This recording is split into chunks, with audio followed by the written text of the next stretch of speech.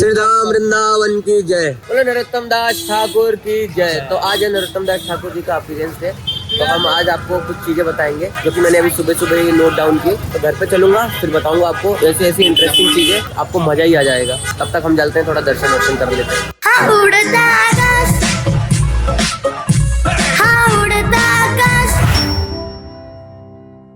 जगत गुरु श्रील प्रभुपाद की जय। जय जय श्री राधे श्याम, सबको मिले श्री वृंदावन धाम।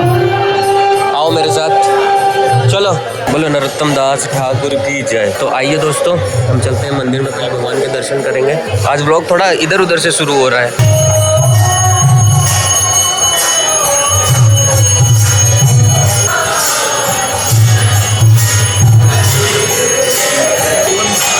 कौन सा? आज वृंदावन में ना नगर निगम का इतना ज्यादा तो मतलब चौकी चल रही है कि एक भी गाड़ी देखो आने नहीं। देखो बुलडोजर दिख रहा है, दिख रहा है बुलडोजर। सारी गाड़ियां लेके भगा रहे हैं भाई। एक भी आपको रास्ते में परिक्रमा बोल रहा हूँ, इस रास्ते पे आपको एक भी गाड़ी नहीं दिखेगी और एक भी ठेला नहीं दिखेगा। यहाँ पे इतना ठेला रहता था। पूरा नगर निगम एकदम टाइट हो गया भाई। 3540 किलोमीटर चली है। 3 डंडी मेरा पेट्रोल है। 12:13 पे साइकिल दे रहा हूँ। अगर इस लाइन के बाहर जाती वो 2 डंडी पे आ गई तो भाई मेरी गलती नहीं, मेरे को मेरा टंकी फुल चाहिए। अगर मैं टन लूं और 2 डंडी हो गई तो जो भी करना है तुम लोग कर लो। डेडलाइन क्यों देते रहते हो? जब नहीं, मैं कोई डेडलाइन नहीं दे रहा हूँ। मैं तुमको लेके जाओ। मैं बोलता हूँ आग लगा दो, टीवीएस जुपिटर में फूंक दो मेरे को। बोलते नहीं है काम में ना। नहीं अरे भाई ये तो बकवास कंपनी है ना। 5 मिनट काम है। 5 मिनट चल लो ना। अरे मैं उधर चलता हूँ, स्कूटी खड़ी मेरी यहाँ पे। अरे तुम लोग यार इतना झगड़ा नहीं। भरत बाबू रुक, मैं भेजता हूँ। जा इसके साथ चले जा यार। देखा? अरे तो घर पे क्यों जा रहे हो भाई? क्या रे मेरे भाई, मैं हूं ना। किसका है तुमको इंतजार? मैं हूं ना, देख लो इधर एक बार, मैं हूं ना। अरे बोल रहा हूँ भाई। अरे बाबू सुन तो लो। अरे यार क्या मैंने बहुत पागल देखा भाई, बट मेरे को पागल नहीं है। उससे ऊपर के अरे कैसा आदमी। मैं बोला आपको चाबी दे देने के लिए, बाद में ले जाएंगे स्कूटी। उसमें भी अलसाया है। अभी बज रहा है कितना? 12:05। स्कूटी का बटन बंद कर, बैटरी जा रहा है ना वो। जिस दिन अपने शादी में मिलेगा ना उस दिन जैसा मर्जी कर रहे हो यूज करना। दहेज लेना भाई, मोटा दहेज लेना भाई। दहेज से कोई संकोच मत करना। मैंने क्या है, मैंने तो ऑफिस चले जाना है भाई। तो दहेज लेना, नहीं तो बाद में वो क्या नाम है, एलुमिनेटी लेती है ना वो लोग। आज तुम्हें डिवोर्स के बाद में क्या बोलते हैं उसको? एलिमिनी ले मेरे से। ए भाई मेरा तो पूरा खानदान जाएगा। मेरे नाम पे तो कुछ भी नहीं है। मेरे नाम पे सिर्फ मेरा फोन है और मेरे नाम पे कुछ भी नहीं है। नाम पे सिर्फ आधार कार्ड नहीं, फोन भी यार मेरे नाम पे बिल नहीं है। एक तो नेहा के नाम पे है और एक वो प्रभु जी के नाम। देखो आपको आपके शादी जब हुई थी तो आपको दहेज मिला था? दिया था। दहेज तो मना करेंगे। मैंने दिया था भाई। मेरी पूरी शादी 40,000 रुपए में हो गई थी। 40,000। 40,000 कितना महंगा होता है यार। आपका जमाना भी वो टाइम बेटा उस टाइम भी शादी में 2-3 लाख रुपए लगते थे। इसे 40,000 रुपये लगा था मैंने। चलो ठीक है, जाओ निशान में देख लो एक बार फिर से कितना हो गया। 3,540 और 3 बैटरी 3 पॉइंट। और अगर मेरा पेट्रोल खर्चा हुआ ज्यादा, अरे नहीं भाई वो कटारा स्कूटी में बोलो वृंदावन धाम की जय। ये आप लोग सोच रहे हो कि मैंने ये क्यों लिया? इसलिए लिया ताकि धूप आजकल निकल रही है ना, सनबर्न मेरे को हो जाता है, इसलिए मैं संभाल के रखता हूँ अपना। राधे राधे। तो देखो कितना आराम कर रहा है, देख रहे हो कितना आराम कर रहा है। हाँ देख रहे हो। और इधर कौन बंदर है? ये भी बंदर है। नित्या भी एक बंदर है। मैं भी तो बंदर में तो बंदर का बात निकाल दे नित्या, निकाल। कर कर कर कर कर एक बार।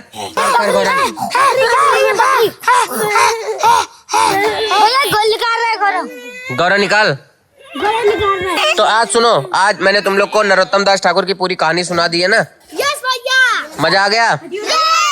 बताओ क्या करना है? खेलना है? अरे नहीं, अब मेरे को जाना है ना, मेरे को जाना है सबको दर्शन करवाने। नहीं खेलना? देखा कितना समझदार है। और अगर रास्ते में खेलते हुए नहीं खेलना, चलो ठीक है मैं जाता हूँ, ठीक है। बोलो नरोत्तम दास ठाकुर की जय। तो बेसिकली अभी हम जा रहे हैं नरोत्तम दास ठाकुर जी के समाधि के दर्शन करने के लिए। तो आज हम ना अभी थोड़ी देर बाद जब मैं घर पे पहुंच जाऊंगा ये सब दर्शन वगैरह करने के बाद, तो फिर नरोत्तम दास ठाकुर के बारे में थोड़ी मतलब वैसे हमारे पास इतना समय नहीं होता कि हम जाके बैठ के पढ़ें और पढ़ने के बाद सारी चीज़ें इकट्ठा कर पाएँ। बट भगवान की कृपा से थोड़ी चीज़ें मटेरियल मैंने रीड की थी और कुछ सारी चीज़ें हैं तो जिसका मैंने प्रॉपर नोट बनाया है। नोट बनाने के बाद मैं क्या करूँगा, आप लोगों को इस ब्लॉग में मतलब पूरा अगर आप ध्यान से ब्लॉग देख लोगे ना तो आपको नरोत्तम दास ठाकुर के बारे में इतनी सारी चीज़ें पता चल जाएगी। मतलब मोटी मोटी चीज़ें सारी चीज़ें आपको इसी ब्लॉग में आपको पता चल जाएगी।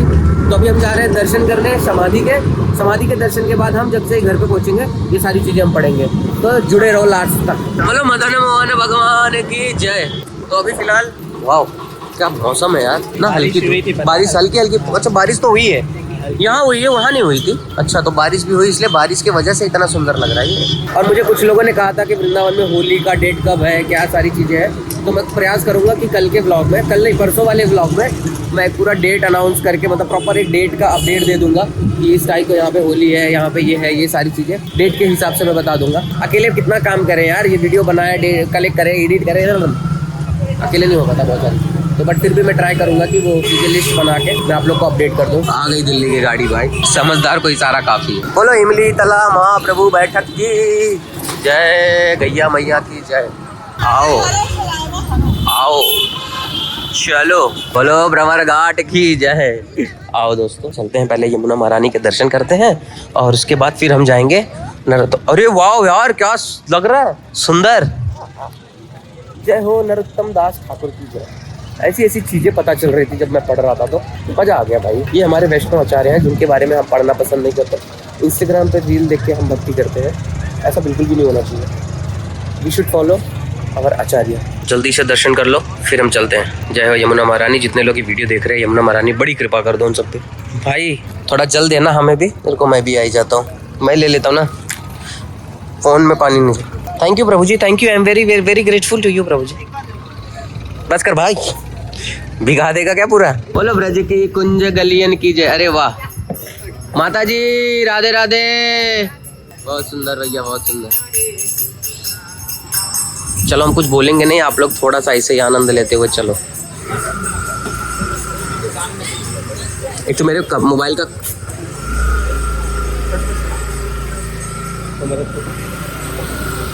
भाई लड़का इतना जवान है फिर भी मदद भीख मांग रहा है, बोल रहा मेरी थोड़ी मदद कर दो। भाई वो इतना जवान है। रुक रुक रुक रुक उससे मैं बात करूंगा। बोलूँ भैया क्या दिक्कत है, कहाँ से हो आप?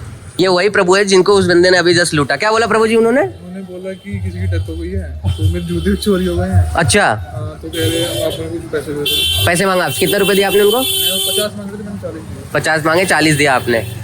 अब देख रहे हो कितना जवान है, कितना पढ़ा लिखा लग रहा है बंदा। अब मैंने जब उससे बात किया तो मुझे बोलता है मेरा 200 रुपए कहीं गिर गया टैटू वीटू बनवा के। मतलब इतना पैसा तो मेरे पास नहीं है जो सेट करके घूम टैटू और इतना सेट बना। जब मैं उसको बुला रहा हूँ मेरे सामने भाग रहा है। मतलब आप समझो लोग कैसे किस तरीके से लोग एक दूसरे को लूट रहे हैं।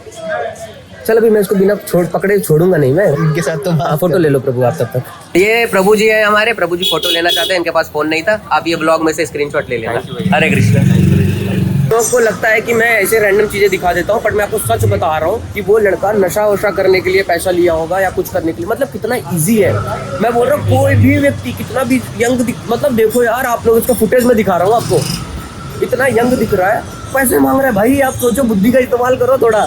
किसको क्या पैसे दे रहे हैं हम लोग, छोड़ो यार। भाई जिनके पास पैसा है मेरे को 20 लाख दे दो। वही तो। बोलो राधा रमन लाल की जय, गोपाल भट्ट गोस्वामी की जय। मतलब ना मैं जब देखता हूँ ना लोग ऐसे करते हैं ना यार, मेरा ना सच बताओ दिल एकदम दुखी होता है। मैं सोचता हूँ कि मैं क्या बोलूँ यार। जय हो राधा रमन, कृपा करो। तो अभी हम आ गए हैं श्री श्री राधा गोकुलानंद मंदिर। तो यहाँ पे हम नरोत्तम दास ठाकुर जी की समाधि का दर्शन करेंगे। और साथ ही साथ यहाँ पे एक बहुत इंपॉर्टेंट चीज़ है, वो है नरोत्तम दास ठाकुर के जो गुरु थे। कौन थे? किसी को पता है तो फटाक से कमेंट करके बता दो, नहीं पता है तो मैं आपको तो बताने ही वाला हूँ। गोकुलानंद भगवान की जय।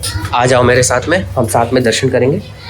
यहाँ पे है हमारे नरोत्तम दास ठाकुर जी की समाधि स्थली।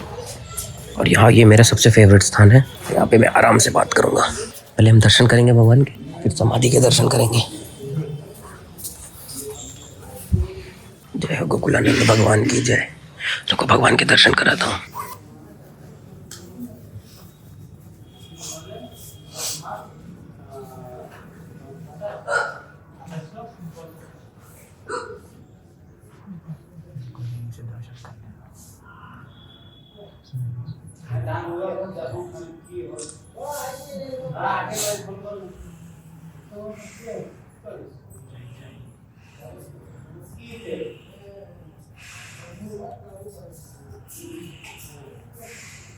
तो यहाँ पे आप देख रहे हो किनकी किनकी समाधि है, ये पढ़ लो फिर साथ में चलते हैं।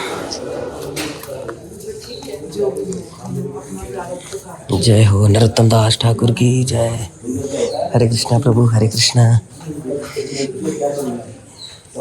ये जो समाधि स्थली है लोकनाथ गोस्वामी की है, ये नरोत्तम दास ठाकुर की है। पहले मैं प्रणाम कर लेता हूँ फिर दिखाता हूँ, ठीक है? तभी हम दर्शन करते हैं। जय हो नरोत्तम दास ठाकुर की जय। ये सारी चीज़ें देख लो, जब मैं घर पे जाके बताऊंगा ना तब आपको और अच्छे से समझ में आएगा। और फिर ये भी देख लो, यहाँ पे देखते पहले। जय हो लोकनाथ गोस्वामी की जय। लोकनाथ स्वामी की जय।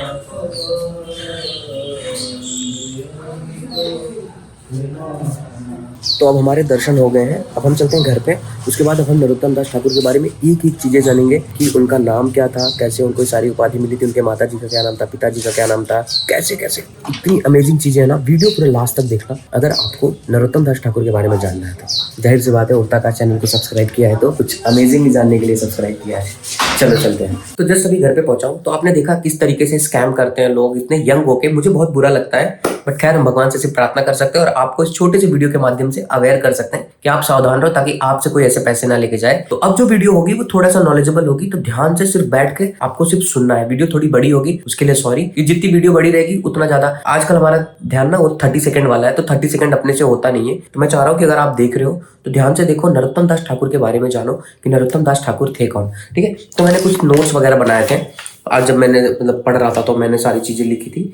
तो बेसिकली जो नरोत्तम दास ठाकुर है, ये तो नरोत्तम दास के पिताजी का नाम था कृष्णानंद और माता जी का नाम था नारायणी। अब क्या है, कृष्णानंद और नारायणी माता जो थी उनको बच्चा नहीं हो रहा था, तो उन्होंने भगवान से बहुत प्रार्थना किया।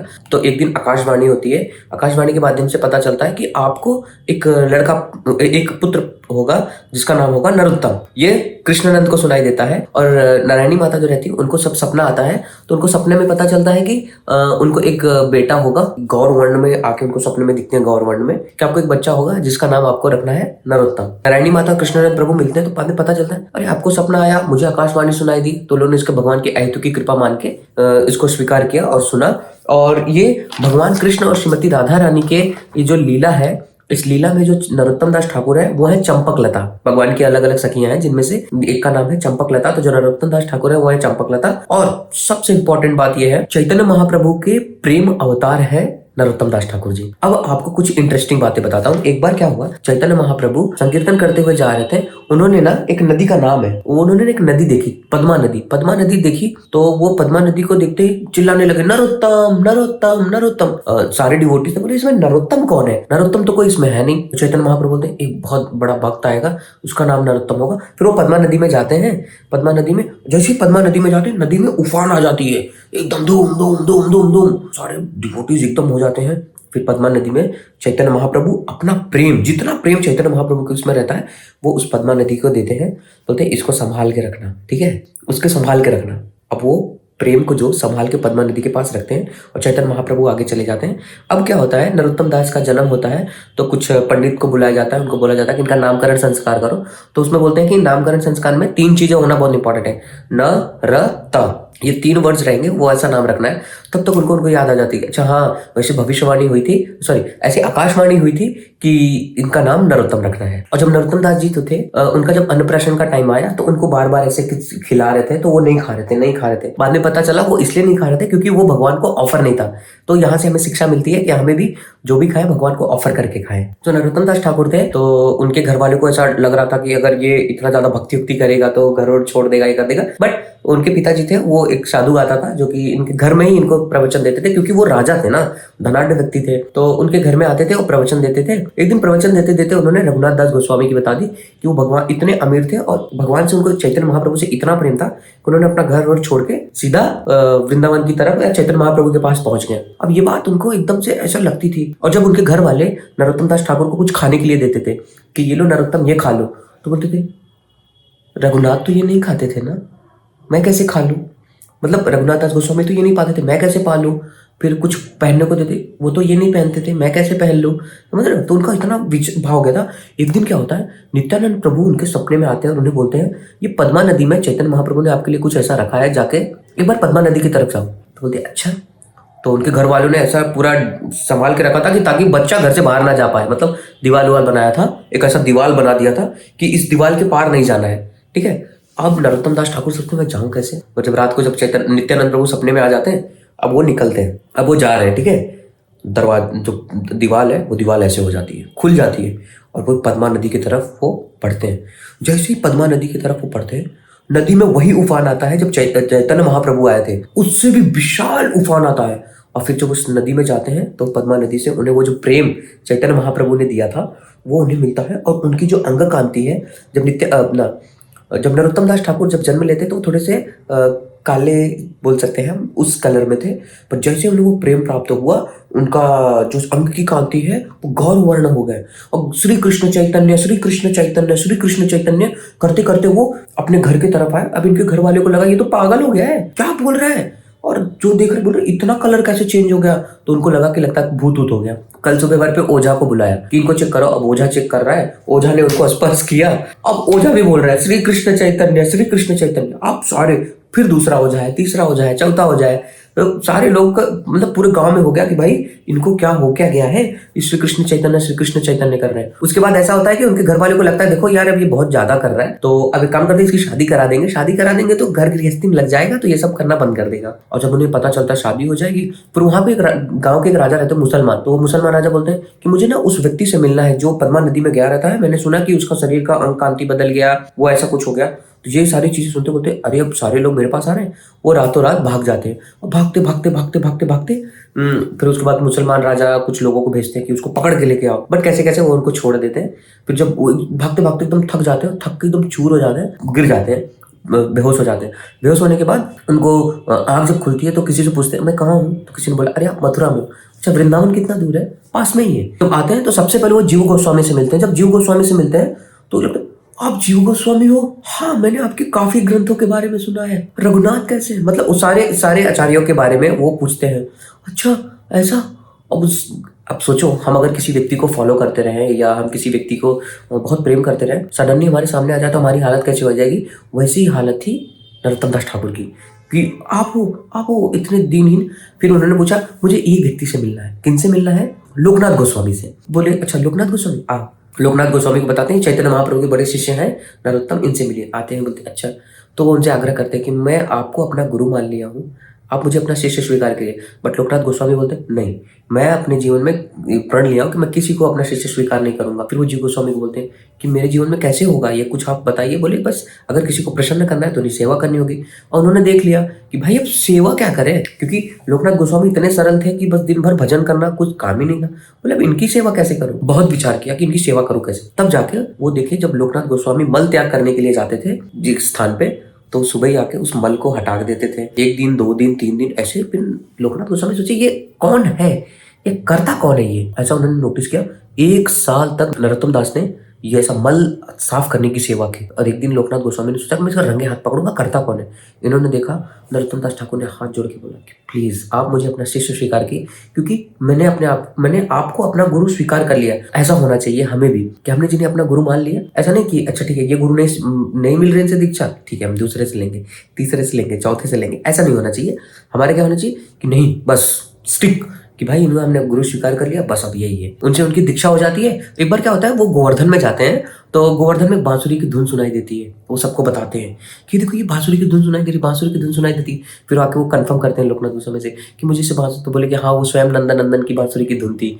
तो ये एक लीला थी। और मैं आपको कुछ लीला बताता हूँ। और क्या होता है, एक बार वो बताते हैं कि स्वयं राधा रानी ने ये कंफर्म किया था कि कि ये चंपक लता है उनके जो लीला में, क्योंकि एक बार वो बताते कि कोई एक 14 साल की लड़की आई थी जिसने मुझे ये सारी चीजें बताई, तब जाके लोकनाथ गोस्वामी उनको कंफर्म करते कि यस वो कोई और नहीं, वो श्रीमती राधा रानी थी। अब क्या होता है, जीव गोस्वामी आदेश देते हैं कि ठीक है अब आपको जाना है, इस हरि नाम का जो प्रचार है, ग्रंथ का जो प्रचार है जगत में करना है। अपने नरोत्तम दास ठाकुर सोचते हैं अब गुरु को त्याग के जाना पड़ेगा।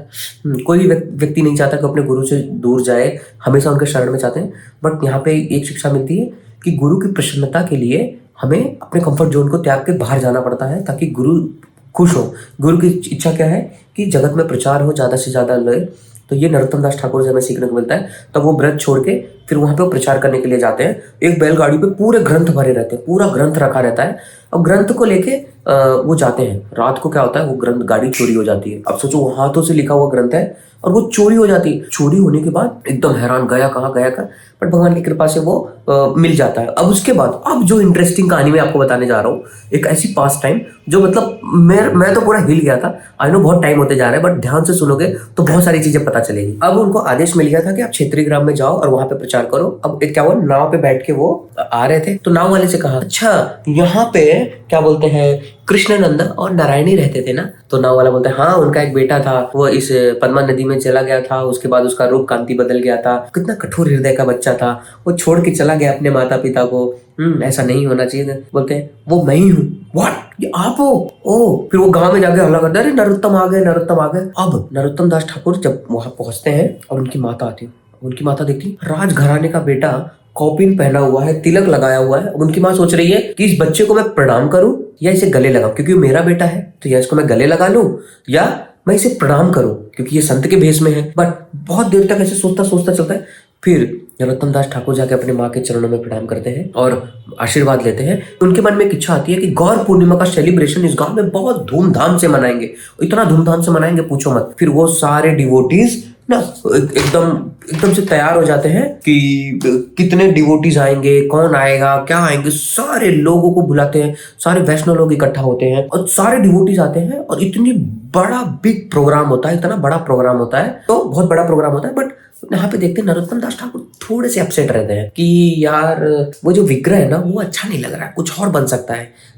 चैतन्य महाप्रभु की विग्रह कुछ और बन सकती है बट नहीं बनती। चैतन्य महाप्रभु नरोत्तम दास ठाकुर के ड्रीम में आते, बोलते मैं जानबूझ के अच्छा विग्रह नहीं बना रहा हूँ, एक काम करो, बगल के गांव में एक राजा है, उसका नाम है विप्रदास। उनके यहाँ पे ना चावल की खेती होती है, तो उन्होंने ना एक गोडाउन में चावल रखा हुआ है, एक चावल के उसमें मेरा एक विग्रह है, वो विग्रह लेके आओ। बोलते अच्छा ठीक है। अब वो विप्रदास के पास नरोत्तम दास ठाकुर और सारे जितने भी आचार्य हैं उनके साथ में आते हैं। बोलते हैं आपके गोडाउन में जाना है। बोलते आप तुम चिंता मत करो, चावल हम भिजवा देंगे, आप गोडाउन में क्या करो जाकर। बोलते नहीं हमें गोडाउन में ही जाना है। बोलते वो बताते, बोलते वहां पे इतने सांप है, इतने सांप है, अगर आप जाओगे तो कोई भी सांप काट लेगा, बहुत दिक्कत हो जाएगी। बोलते नहीं चिंता मत करो। वो गोडाउन खोलते हैं, बहुत सांप, इतने सारे सांप पूछो मत। बट जैसे ही नरोत्तम दास ठाकुर कदम रखते हैं सारे सांप साइड हो जाते हैं और रास्ता बन जाता है। सारे सांप ऐसे खड़े और ऐसे रास्ते में चले जा रहे हैं। फिर उन्होंने वो मूर्ति ली, मूर्ति लेके आए, उसका अभिषेक किया। अभिषेक करने के बाद उस समय पे हमारे गौड़ीय संप्रदाय में जो जानवा माता थी, ये जानवा माता कौन है, नित्यानंद प्रभु की वाइफ, ये उस समय की हेड थी, मतलब समझो पूरे गौड़ीय समाज के हेड थी। उनको इनविटेशन दिया गया था, बड़े रथ बने थे, उस रथ पे चढ़ के जानवा माता आती है, जानवा माता आती है और उसके बाद भगवान का अभिषेक होता है, बहुत सुंदर अभिषेक होता है, बहुत सुंदर अभिषेक होता ही रहता है। फिर नरोत्तम दास ठाकुर को दिया जाता है गाने के लिए। इतना सुंदर गाते हैं, इतना सुंदर गाते हैं, समझो एक प्रेम की पराकाष्ठा यहाँ पे है। जैसे नरोत्तम दास ठाकुर गाने लगते हैं वो सब एकदम प्रेम में उन्माद हो जाते हैं, पागल हो जाते हैं। कृष्ण श्री कृष्ण चैतन्य, श्री कृष्ण चैतन्य, हरे कृष्ण कृष्ण कृष्ण हरे हरे, हरे राम राम राम हरे हरे।